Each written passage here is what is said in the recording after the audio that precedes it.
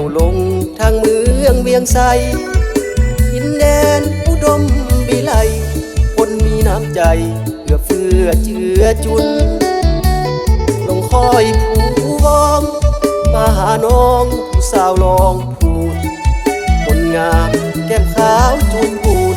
นับว่าเป็นบุญที่อายได้มาสาวบ้านพูนสา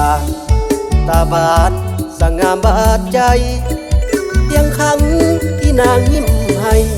หัวใจสิบายลงหักแก้วตาอุ่นเดือบอุ่นกลางน้องนางสงงามโสภาสาวพูนเก่าที่คนเขาสาอยากจะหายิ่งได้เปรียบปานสาวพูนใหม่งามบาดใจผู้ชายคนนี้จะหักน้องตลอดชีวิตในศาสตร์นี้บ่มีแปรพันคำลาตาคม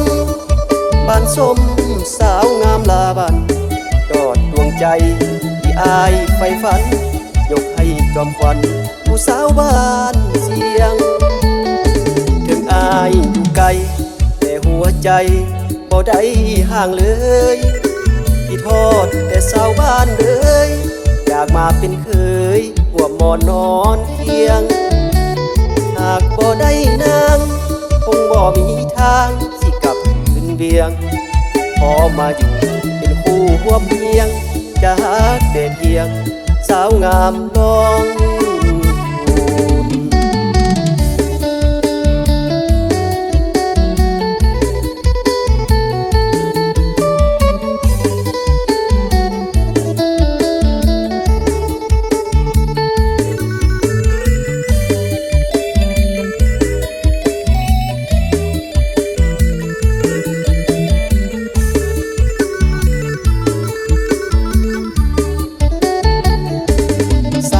พูนใหม่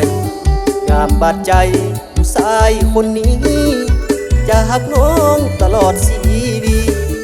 ในศาสตร์นี้บ่มีแปรพันคำลาตาคมบานสมสาวงามลาบันตลอดดวงใจที่อายใฝ่ฝันยกให้จอมขวัญผู้สาวบ้านเสียงถึงอายอยู่ไกลแต่หัวใจบ่ได้ห่างเลยที่ทอดแต่สาวบ้านเลยอยากมาเป็นเคยหัวหมอนนอนเคียงหากบ่ได้นางคงบ่มีทางสิกลับขึ้นเวียงพอมาอยู่เป็นคู่ร่วมเพียงจะหักแต่เพียงสาวงามลอง